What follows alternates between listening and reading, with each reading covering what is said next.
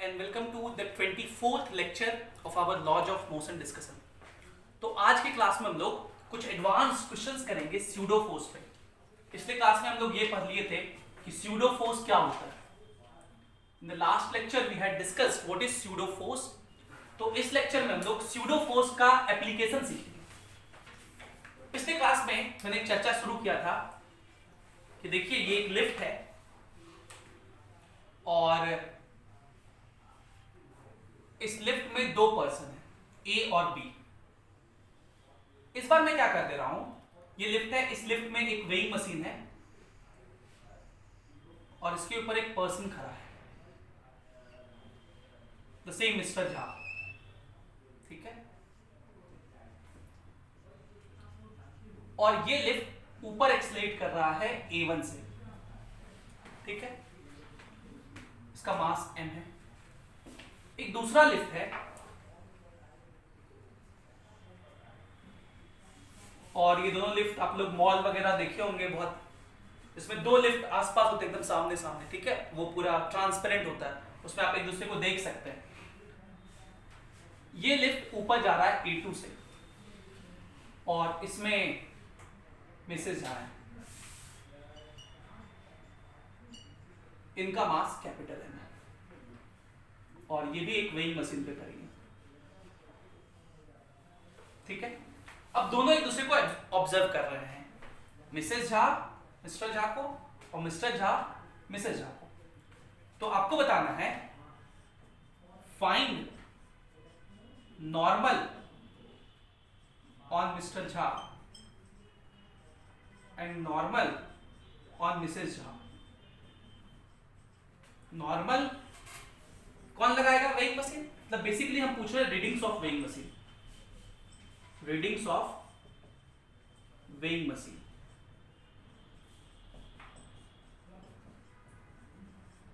Readings of weighing machine आपको बताना है।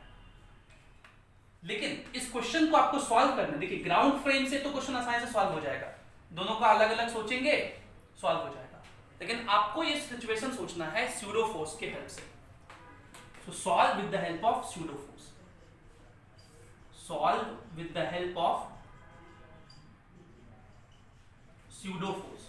आप pseudo force के हेल्प से सॉल्व कीजिए सवाल को।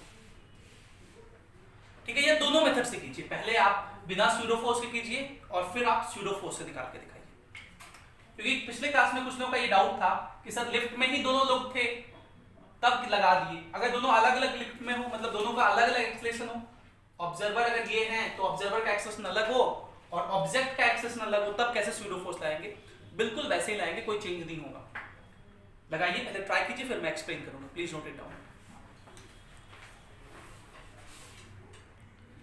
चलिए पहले हम लोग इस क्वेश्चन को ग्राउंड फ्रेम से सॉल्व करें। अगर मतलब नीचे एक गार्ड बिठा दें जो कि ये सारा तमाशा देख रहा है, ये ऑब्जर्वर है, ये गार्ड एफवीडी बनाएगा तो इसका वेट mg नीचे लगेगा और यहाँ पे नॉर्मल n1 ऊपर लगेगा और ये ऑब्जेक्ट ऊपर जा रहा है A1 से। तो ये गार्ड क्या इक्वेशन लिखेगा? जितना फोर्स ऊपर के, सॉरी, ये गार्ड क्या कहेगा कि ये A1 से ऊपर जा रहा है, क्या इक्वेशन लिखेगा? n1 minus small mg is equals to ma। तो n1 क्या हो जाएगा? m इंटू जी प्लस A1। ये पहले वाले वेइंग मशीन का रीडिंग हो जाएगा। सिमिलरली इसके लिए क्या इक्वेशन लिखेगा? इसका वेट कैपिटल mg नीचे, नॉर्मल n2 ऊपर, एक्सलेशन A2 ऊपर। ये सब कौन देख रहा है? ग्राउंड पे बैठा आदमी। तो n2 minus capital mg is equals to ma2।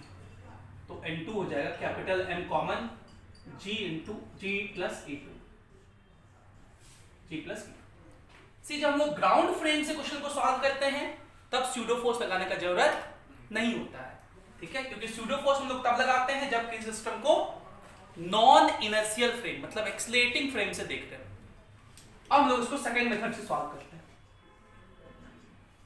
Second method में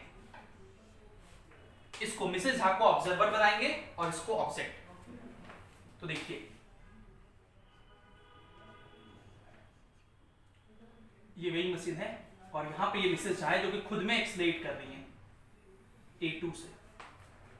ठीक है, और ये ऑब्जर्वर अब एफबीडी बनाएगा। इसका मास स्मॉल m है, तो mg नीचे लगेगा, नॉर्मल n1 ऊपर लगेगा, और ये इस पर स्यूडो फोर्स एक नीचे की तरफ लगाएंगे।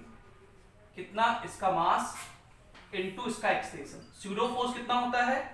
मास of the object into acceleration of the observer with respect to ground, और opposite to the acceleration of observer. Acceleration of observer ऊपर है, ये नीचे है।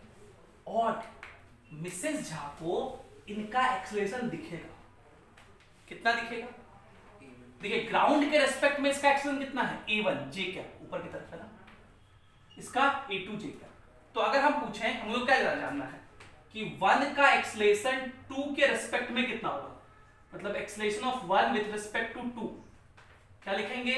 Acceleration of 1 minus acceleration of 2, तो वो हो जाएगा a1j माइनस a2j, मतलब a1 minus a2 into j का, मतलब ऊपर की तरफ दिखेगा a1 माइनस a2।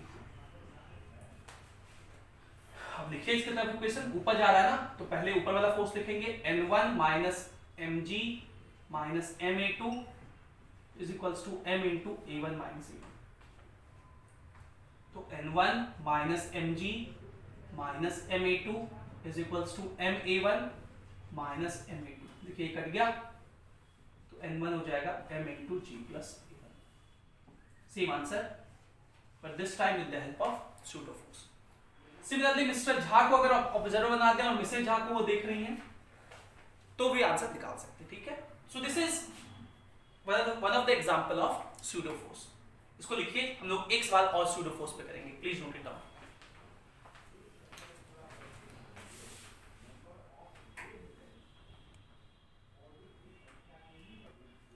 हम लोग एक सवाल और पहले किए थे, और मैंने कहा था कि पॉइंट जो है इसका रिजल्ट इस क्वेश्चन का ये बहुत इंपॉर्टेंट है, आप याद रखिएगा। वो था a is equals to g tan theta वाला। तो वापस से उस सवाल को कर रहा है, लेकिन इस बार स्यूडो फोर्स के हेल्प से। देखिए ये एक वेज था, और इस वेज के ऊपर एक ब्लॉक रखा हुआ था। इस ब्लॉक का मास m है, और सवाल ये था कि इस सिस्टम को हम लोग इधर की तरफ एक्सलेट करवा रहे हैं a से। तो बताइए ये a कितना होगा, so that the block will not slide down with respect to wedge, ताकि ये ब्लॉक जो हो इस वेज के रेस्पेक्ट में स्लाइड डाउन ना करे।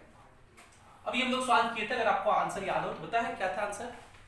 a is equals to g tan theta. तो आपको बताना है, फिर से वही a is equals to g tan theta निकालना है, लेकिन इस बार स्यूडो फोर्स के हेल्प से बनाइए। मतलब इस बार आप ऑब्जर्वर इस इंक्लाइंड प्लेन को मानिए। इंक्लाइंड प्लेन को ऑब्जर्वर मान के, कि आप सोचिए कि आप यहां इंक्लाइंड प्लेन पे बैठे हुए हैं और आप इसका इंक्लाइंड प्लेन पर बैठ करके एफबीडी बनाइए, क्योंकि इंक्लाइंड प्लेन अभी एक्सलेट कर रहा है, तो ये एक्सलेटिंग फ्रेम हो जाएगा, तो स्यूडो फोर्स के हेल्प से निकालना पड़ेगा। वो सोचिए और इसका expression a is equals to g tan theta proof करके दिखाइए। Take your time. चलिए इस क्वेश्चन को सॉल्व करते हैं। इस वेज पे बैठ के इसका एफबीडी बनाइए। इसका वेट mg नीचे लगेगा। दुनिया में कितना फोर्स होता है बताओ? 4। एक तो mg, एक तो नॉर्मल, एक तो टेंशन, धागा नहीं है टेंशन नहीं लगेगा, एक तो स्प्रिंग फोर्स वो भी नहीं लगेगा, और पांचवा फोर्स होता नहीं है लेकिन हम लोग लगाएंगे यहां पर, इसको स्यूडो फोर्स कहेंगे। क्यों? क्योंकि ये बैठ के देख रहा है तो इस पर स्यूडो फोर्स लगेगा। किधर की तरफ? देखो ये वेज आगे जा रहा है तो स्यूडो फोर्स इस पर पीछे लगाएंगे। कितना? इस ब्लॉक का mass into acceleration of ways. ठीक, स्यूडो फोर्स लगा दिए। कितना? मास of the block into acceleration of ways, और उसके अपोजिट लगता है। और जब ये ऑब्जर्वर है, वेज ऑब्जर्वर है, तो वेज के रेस्पेक्ट में ये स्लाइड नहीं कर रहा है। समझिए इस बात को, वेज के रेस्पेक्ट में ये ब्लॉक स्लाइड नहीं कर रहा है। इसका मतलब वेज के रेस्पेक्ट में ये ब्लॉक नीचे नहीं जा रहा है, इधर तो जा ही नहीं रहा है। मतलब वेज के रेस्पेक्ट में इस ब्लॉक का पोजीशन चेंज नहीं कर रहा है। मतलब वेज के रेस्पेक्ट में इस ब्लॉक का कोई भी एक्सप्रेशन नहीं है। अरे भाई हम लोग तो कहे ही थे कि ये वेज और ब्लॉक साथ साथ चलता है, a is equals to g tan theta से। साथ साथ चलने का क्या मतलब, अगर मैं कार चला रहा हूं, मेरे बगल में आप बैठे हुए हैं, तो हम लोग साथ साथ चल रहे हैं, तो मेरा एक्सलेशन और आपका एक्सलेशन सेम है ग्राउंड के रेस्पेक्ट में, तो मेरे रेस्पेक्ट में आपका एक्सलेशन कितना है, 0 है ना। तो इस वेज के रेस्पेक्ट में हम लोग लिख दे रहे हैं with respect to wedge the block is at rest। सी ये मैं नहीं कह रहा हूं कि हमेशा ब्लॉक वेज के एस्पेक्ट में रेस्ट पे रहेगा, ये क्वेश्चन कह रहा है कि बताइए ए की ऐसी क्या वैल्यू ले ले ताकि ये ब्लॉक रेस्ट पे रहे। आगे हम लोग सवाल करेंगे, उसमें हम छोड़ देंगे ऐसे नहीं, फिर पूछेंगे बताओ ये ब्लॉक स्लाइड कर रहा है वेज के रेस्पेक्ट में, तब कितना एक्सेलरेशन से करेगा। अभी क्वेश्चन कह रहा है कि ये स्लाइड नहीं कर रहा है, तो स्लाइड नहीं कर रहा है तो इस पर नेट फोर्स 0 होगा। दो एक्सिस ले लीजिए, एक हॉरिजॉन्टल और दूसरा वर्टिकल। पहला तो स्टेप था मैकेनिक्स क्वेश्चन को सॉल्व करने का, एफबीडी बनाना। दूसरा दो परपेंडिकुलर एक्सिस लेना, ले लिए। तीसरा जो फोर्स एक्सिस के अलोंग है, देखिए एमजी और एमए, उसको एज इट इज छोड़ दीजिए, जो एक्सिस के अलोंग नहीं है उसको कंपोनेंट में तोड़ दीजिए। देखिए ये थीटा है तो ये वाला एंगल थीटा होगा, अल्टरनेट इंटीरियर एंगल, ये पूरा 90 डिग्री होता है, तो ये हो जाएगा 90 माइनस थीटा। तो n का इधर की तरफ कंपोनेंट हो जाएगा n cos 90 माइनस थीटा, मतलब साइन थीटा, और ऊपर की तरफ हो जाएगा n cos थीटा। ये ब्लॉक रुका हुआ है तो जितना फोर्स ऊपर उतना ही फोर्स नीचे, मतलब n cos theta is equals to mg, और जितना फोर्स इधर उतना ही फोर्स इधर, तो n sin theta is equals to ma। दोनों को डिवाइड कर दीजिए तो tan theta is equals to a by G हो जाएगा, तो a का वैल्यू g tan थीटा हो जाएगा। और इसको मैंने पहले भी कहा था, मैं फिर से कह रहा हूं कि इसको आगे से एज ए फॉर्मूला याद रखना है, रिमेंबर एज ए फॉर्मूला, ठीक है। इसी तरह का एक सवाल और है, और वो भी सवाल बहुत फेमस है। वो सवाल है कि देखिए ये वेज है और इस वेज के ऊपर एक ब्लॉक रखे हैं, इस वेज के ऊपर एक ब्लॉक रखे हैं इस तरह से m मास का, ये एंगल थीटा है। इस वेज को इधर हम लोग खींच रहे हैं, तो बताइए कितने एक्सलेशन से खींचें ताकि वो ब्लॉक फ्री फॉल में आ जाए। Find A so that the block will come in free fall, ताकि वो ब्लॉक किस में आ जाए, फ्री फॉल में आ जाए। ये क्वेश्चन ट्राई कीजिए, बिल्कुल ऐसा ही सवाल है, ट्राई कीजिए।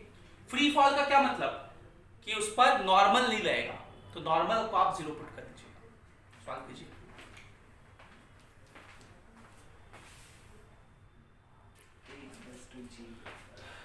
तो देखिए आपसे इस a का वैल्यू पूछा, फिर से आप इसी वेज पे बैठ जाइए और इस ब्लॉक का एपीडी बनाइए।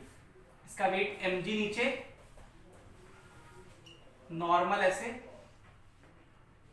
और स्यूडो फोर्स, देखिए वेज का एक्सेशन दर है इसलिए इस पे स्यूडो फोर्स दर रहेगा m इंटू।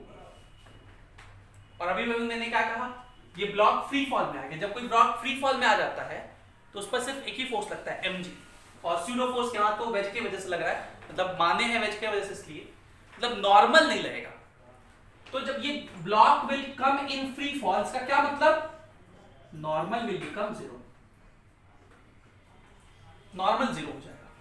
आप क्या करो, आप दो एक्सिस ले लो, एक नॉर्मल की तरफ ऐसे मतलब, और दूसरा ऐसे, along द इंक्लिनेशन और परपेंडिकुलर टू इंक्लिनेशन, और सारे फोर्स को तो लिख दीजिए। ये थीटा है कि mg, ये 90 माइनस थीटा, ये एंगल थीटा हो जाएगा।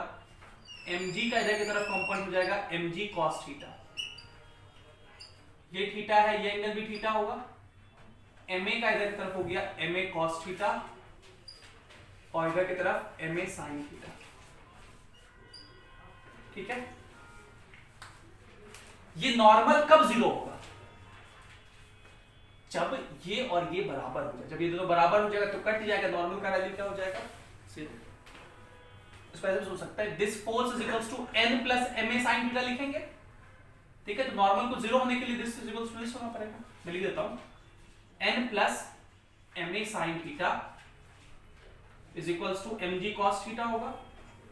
तो अगर नॉर्मल जीरो हो गया तो इतना बराबर हो जाएगा, m कट जाएगा, तो a इज इक्वल्स टू हो जाएगा g cot थीटा। ये रिलेशन भी कुछ इसी के जैसा है। ये था a is equals to g tan theta, उसको गिरने से बचाने के लिए और फ्री फॉल में लाने के लिए कितने से खींचे, a is equals to g cot theta से। आगे से अगर हो सके तो ये फॉर्मूला भी याद रखिएगा। अच्छा, मैं बोलता हूं ना कि आगे से हो सके तो ये फॉर्मूला भी याद रखिएगा। आप लोग सोचते हैं कि सर हो सकेगा तो मेरे से नहीं है, तो नहीं याद रखेंगे, लेकिन ऐसा नहीं है। मेरे कहने का मतलब ये है कि याद रखना है, because this will give you an edge with respect to other candidates mainly in JEE mains and NEET examination, because अगर आपको ये याद है और आपने कॉपी में इस तरह से लिखा है और बार बार उस कॉपी को पढ़ता है, तो हो सकता है लास्ट टाइम में अगर वही सवाल आ गया तो आप जल्दी सॉल्व करके निकल जाएंगे, डायरेक्ट मार्क करके निकल जाएंगे। दूसरा बच्चा हो सकता है नहीं मार्क करके निकले और उससे एक आध क्वेश्चन आप एक्स्ट्रा सॉल्व कर पाएंगे।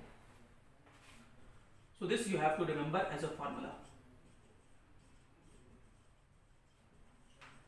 Now let's discuss the last question of our laws of motion discussion, क्योंकि अब हम लोग आगे से अगले लेक्चर से फ्रिक्शन शुरू करेंगे। एक क्वेश्चन मैं स्यूडो फोर्स का और करवाना चाहता हूं, but this question is strictly for IIT JEE aspirants.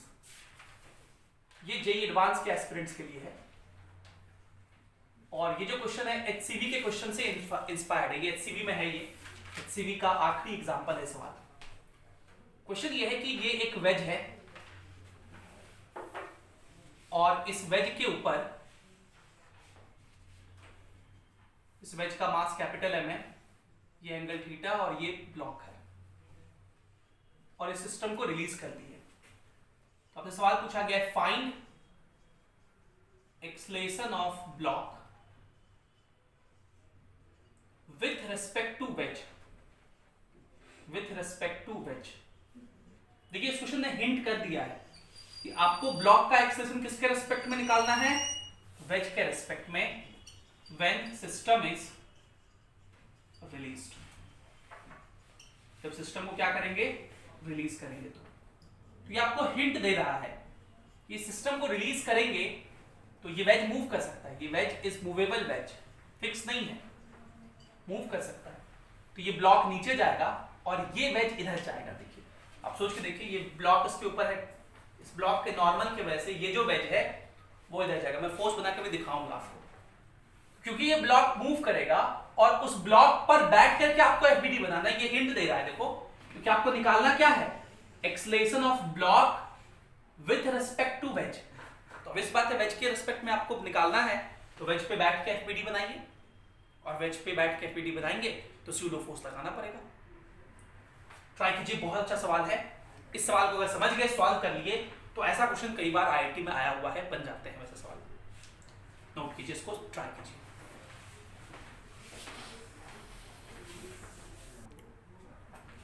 देखिए इस क्वेश्चन को सोचना बहुत बड़ा जरूरी काम है। आपको क्या करना है, ब्लॉक का एक्सलेशन निकालना है विथ रिस्पेक्ट टू वेज। तो आप सोचेंगे कि अगर मुझे वेज के रिस्पेक्ट में ब्लॉक का एक्सलेशन निकालना है तो ऑब्वियस सी बात है मुझे ब्लॉक का एफबीडी बनाना पड़ेगा। किसके रिस्पेक्ट में, वेज के रिस्पेक्ट में। चलिए देखते हैं हम लोग, पहला स्टेप हम लोग का क्या होगा, हम लोग एफबीडी बनाएंगे, FBD of block with respect to wedge. ठीक है, तो ब्लॉक का एफबीडी बनाने के लिए विथ रिस्पेक्ट टू वेज मुझे स्यूडो फोर्स लगाना पड़ेगा, क्योंकि वेज तो चल रहा है। और स्यूडो फोर्स क्या होता है, mass of block into acceleration of observer, जो कि यहां वेज है, acceleration of observer with respect to ground. मतलब ये एफबीडी पूरा करने से पहले मुझे एक चीज पता करना पड़ेगा, क्योंकि हम लोग एक्सलेशन, क्योंकि हम लोग एफबीडी वेज के रिस्पेक्ट में ब्लॉक का बना रहे हैं, मुझे स्यूडो फोर्स लगाना है। और स्यूडो फोर्स क्या होता है, इस ब्लॉक का मास इनटू एक्सलेशन, किसका, वेज का, विथ रिस्पेक्ट टू ग्राउंड। मतलब पहले हमें इस वेज का एफबीडी बनाना पड़ेगा विथ रिस्पेक्ट टू ग्राउंड, और उससे इस वेज का एक्सलेशन निकालना पड़ेगा विथ रिस्पेक्ट टू ग्राउंड। मतलब हम लोग यहां शुरुआत नहीं कर सकते, लेकिन आपको सोचना ऐसा ही है क्योंकि क्वेश्चन में तो ये दिया हुआ है ना, तो आप पहले ये सोचेंगे और तब पता करेंगे। तो यहां बना रहे हैं FBD of wedge, FBD of wedge with respect to ground, with respect to ground. तो ये FBD मैं यहीं पे रिप्रेजेंट कर रहा हूं, देखिए जरा ध्यान से। इसका FBD बता रहा है वेज का, बनाइए। इस वेज का वेट mg नीचे लगेगा, देखिए ऐसे। इस वेज पे नॉर्मल लगेगा, ये सरफेस नॉर्मल ऊपर की तरफ लगाएगा इस तरह से, एंड डैश एक तो टेबल लगाएगा, दूसरा ये ब्लॉक, ये दोनों एक दूसरे पे नॉर्मल लगाएंगे। वेज ब्लॉक पे नॉर्मल इधर लगाएगा, ब्लॉक वेज पे नॉर्मल ऐसे लगाएगा। For every action there is an equal and opposite reaction. ये नॉर्मल लग गया। दुनिया में कितने फोर्स होते हैं? 4 mg, 2 नॉर्मल 2 सरफेस था, तो टेंशन नहीं लगेगा, धागा नहीं है, फ्रिक्शन नहीं लगेगा, सॉरी फ्रिक्शन तो पड़े ही नहीं है, स्प्रिंग फोर्स नहीं लगेगा, स्यूडो फोर्स भी नहीं लगेगा, क्योंकि हम लोग इस वेज का FBD बना रहे हैं किसके रेस्पेक्ट में? ग्राउंड के रेस्पेक्ट में। वेज का FBD किसके रेस्पेक्ट में बना रहे हैं? ग्राउंड के रेस्पेक्ट में। ग्राउंड के रेस्पेक्ट में स्यूडो फोर्स नहीं लगाते। स्यूडो फोर्स कब लगाते हैं? जब FBD हम लोग एक्सलेटिंग फ्रेम के रेस्पेक्ट में बना रहे हो। तो बस इतना ही लगेगा। अब हम लोग इसका 2 एक्सिस ले लेते हैं, ये हॉरिजॉन्टल, दूसरा ये वर्टिकल। अब भाई इस डायरेक्शन में तो मूव कर नहीं सकता, टेबल को फाड़ के नीचे तो जाएगा नहीं, ये ऊपर जाएगा नहीं, तो इस डायरेक्शन में मोशन नहीं होगा। इस नॉर्मल का देखिए 2 कंपोनेंट होगा, ये एंगल 90 डिग्री, ये थीटा, ये 90 माइनस थीटा, ये एंगल थीटा हो जाएगा। इस नॉर्मल के 2 कंपोनेंट होंगे, नीचे की तरफ n cos थीटा, n का थीटा की तरफ, और इधर की तरफ n sin थीटा। इस डायरेक्शन में फोर्सेस बैलेंस रहेंगे क्योंकि उस डायरेक्शन में कोई मोशन नहीं हो सकता। n dash is equals to mg plus n cos theta. ये जो n sin थीटा है वो इस वेज को इधर की तरफ ले जाएगा और इसका एक्सिस हम लोग b मान लेते हैं। And what is b? What is b? b मैं यहां लिख रहा हूं। What is b? Acceleration of ways, acceleration of ways with respect to ground, with respect to ground। तो एक तरफ इक्वेशन लिख दीजिए, क्या लिखेंगे? n sin थीटा, यही फोर्स लग रहा है, is equals to mass into acceleration. तो यहां से आपका एक्सेशन आ गया n sin theta by m। ये पहला इक्वेशन। मुझे ये निकालना था वेज का एक्सलेशन ग्राउंड के एस्पेक्ट में। क्यों? क्योंकि अब हम लोग आगे प्रोसीड कर सकते हैं और FBD बना सकते हैं ब्लॉक का विथ रेस्पेक्ट टू वेज। चलिए बनाइए। ये रहा वेज,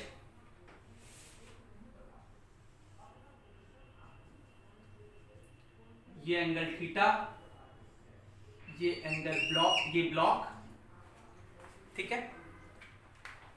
और इस वेज के रेस्पेक्ट में हम लोग FBD बना रहे हैं, ठीक है। इसलिए मैंने वेज को स्टार्ट कर दिया। तो इस ब्लॉक का वेट mg नीचे लगेगा, ये वेज इस पर नॉर्मल n इधर लगाएगा,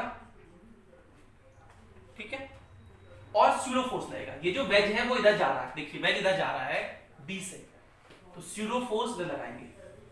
स्यूडो फोर्स कितना होता है? Mass of the block into acceleration of observer, जो कि B है, किधर की तरफ? ऑब्जर्वर के एक्सलेशन के अपोजिट।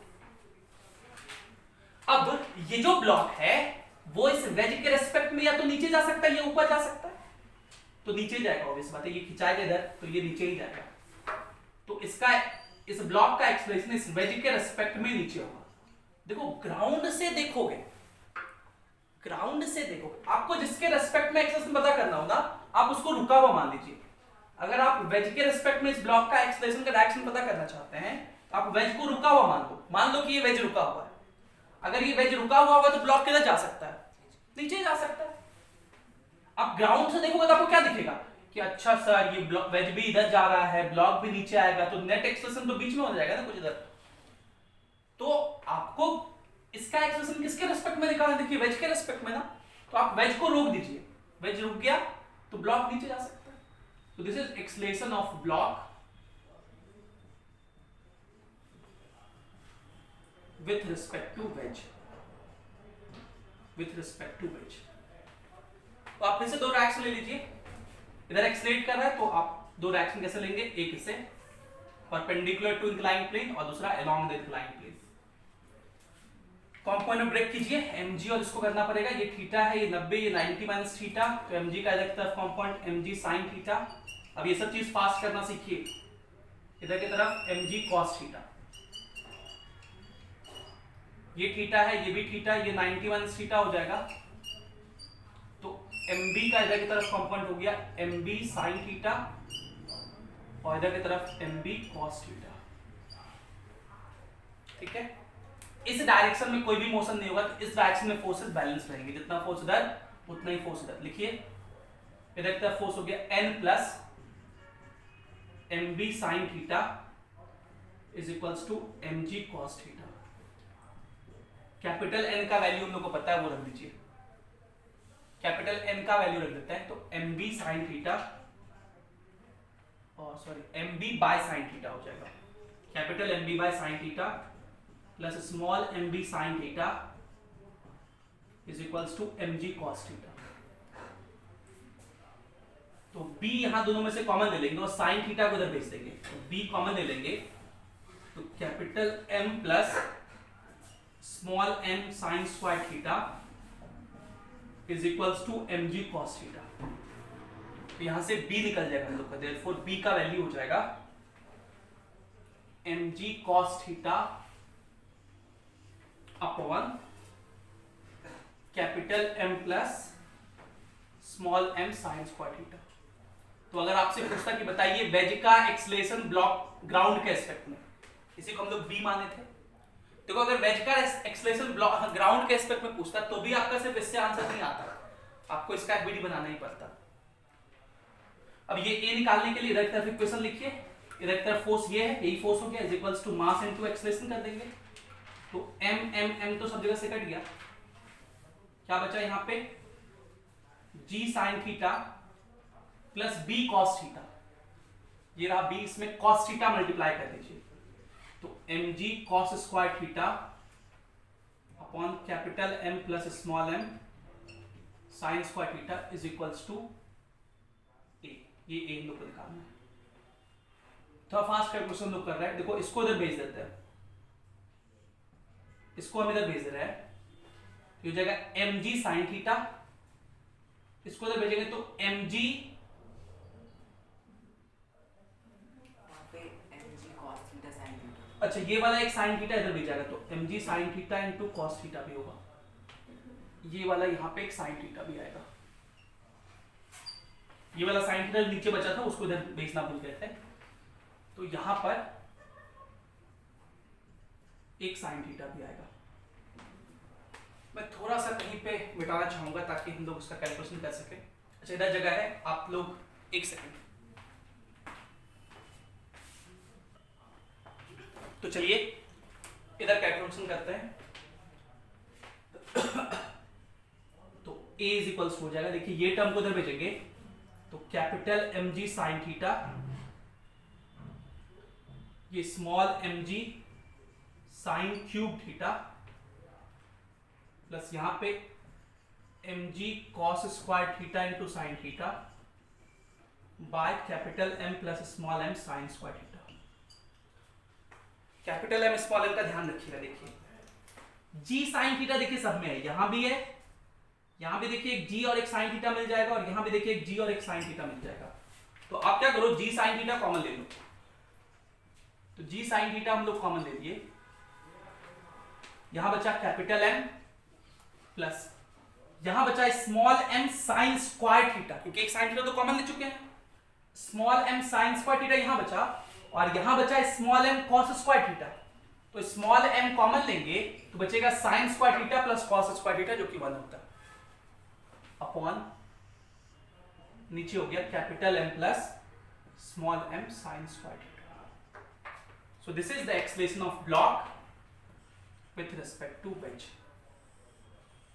यही हम लोग को निकालना है। ऐसे क्वेश्चंस को प्रैक्टिस करना है, मैंने आपके पैकेज में भी बहुत सारे ऐसे सवाल दिए हैं जिनको आप सॉल्व करेंगे। So with this we have completed every concept that you need to know regarding the discussion on laws of motion. With this, I'm ending my discussion of laws of motion. But as I always say, with this, your journey of solving laws of motion question starts. You can solve maximum question on this. You can choose any book prescribed for your preparatory examination and solve the questions. अगले class में हम लोग friction से start करेंगे. First lecture वहां से start होगा, right? So this completes our discussion for the day. Thank you for being with us. Have a great day.